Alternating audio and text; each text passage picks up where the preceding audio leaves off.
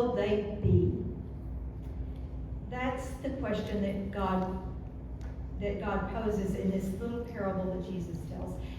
And we immediately get that whoever it is, it's not going to be this guy. Oh, he has spent his life and his labor together enough and more than enough, but he won't be the one who gets to enjoy it. His heirs may reap the benefits, but not him. Most assuredly, not him. We get the irony of the situation, and we shake our heads over his foolishness. But the question is a trick one, really. This man may think that he has achieved his goal of having enough, his paltry and impoverished goal of accumulating more and more, all by himself, with no help at all. But that's not true. And it's a dangerous lie we humans love to tell ourselves. Here's the truth. All the stuff this man has, his crops, his barns, even his soul, all that belongs first and foremost to God. Before the man ever drew his first breath, his life and his soul were in God's hands. The skills and talents, the resources and opportunities he needed, well, those were gifts from God too, meant to be blessings not just for this man, but meant to bless the world that God created and loves. They belong to God then, they belong to God now, and they will belong to God still when the memory of this man fades into oblivion. So whose will these things be? Why, God's, of course. All that was, all that is, all that ever shall be, belongs to God. And as sad as we may find it that this man will never have the chance to kick back and finally enjoy the fruits of his labor, there are two more little tragedies hidden within this parable. Tragedies that can befall us even if we never need to build bigger and bigger barns for all our physical stuff. Both of them are hidden in the man's words to himself. Soul, he says, you have ample goods laid up for many years. Relax, eat, drink, and be merry. The implication is that at last he can do those things that he has been putting off in his pursuit of enough.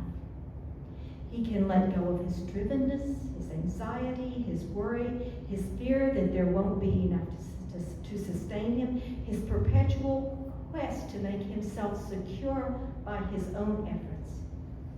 He can finally relax, stop to take a breath, enjoy those things he always thought that he would enjoy if only he had the time and the opportunity to do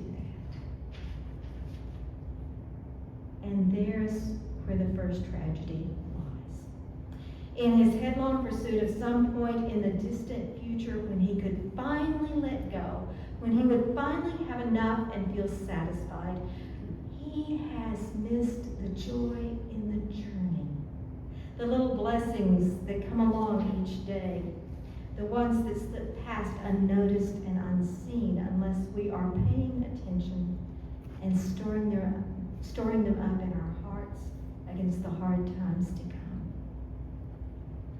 Our lives are happening right now, not at some distant point in the future.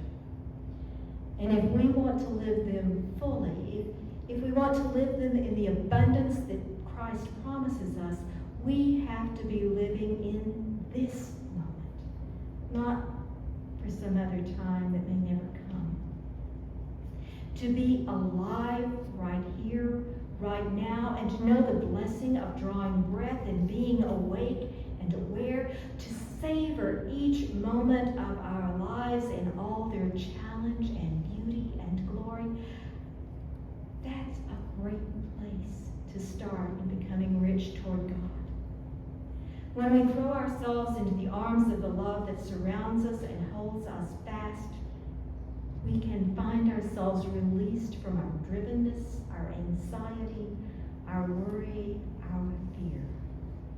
We begin to experience the enoughness of God, to trust that God will be with us and will give us what we truly need to sustain our lives and our souls, even if we don't need a bigger barn to put it in.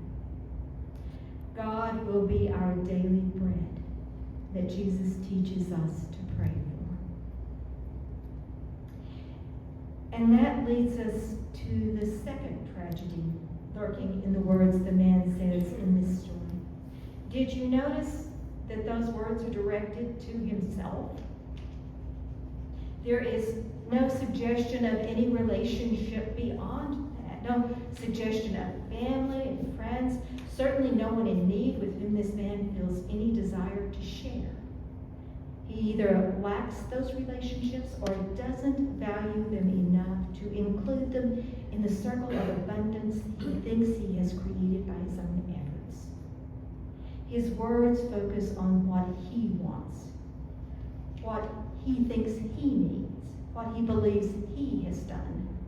He is the center of his existence and its sum total. He has even made himself his own God, the provider and sustainer of life. And I don't think he even knows that. He has been so busy doing what he thinks he needs to do that he doesn't even realize that he has become the center of his own existence. We can never be rich toward God if we put ourselves in the place that God should fill in our lives, if our focus is on pleasing and satisfying ourselves and not God.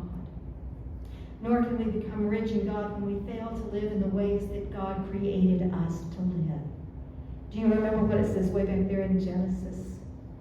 It is not good for a human being to be alone, it says in Genesis 2:8. We were made for each other. And when we fail to build and nurture our relationships with God and with one another, we fail to be what God meant us to be. This parable is about not putting our trust in ourselves and our possessions. And if we think it is only about money or crops or goods, if we think it is only about those who have need of bigger and bigger barns, then we have missed part of its point. And that can be tragic for us and for those around us. Do you remember that old musical from the 1960s, Hello, Dolly? Dolly, in remembering her first husband, says, he used to say that money is like manure. It's no good unless it's spread around helping young things to grow. And the same thing goes for the love that God has shown us and given us to share. We need to open the barn doors of our hearts, even as we open our hands to share the blessings we have received. The time to live life is right now, this moment. The time to receive God's gifts is right now, in this moment. The time to be grateful for those blessings is right now, in this moment. And the time to share them, to spread them around so that others are also blessed, well, that's right now too, this very moment. Something is required of us, this day, this night, this moment, and every moment of our lives. What accounting will you be able to give when that time comes? In the name of the Creator who births us, the Christ who redeems us, and the Spirit who sustains us,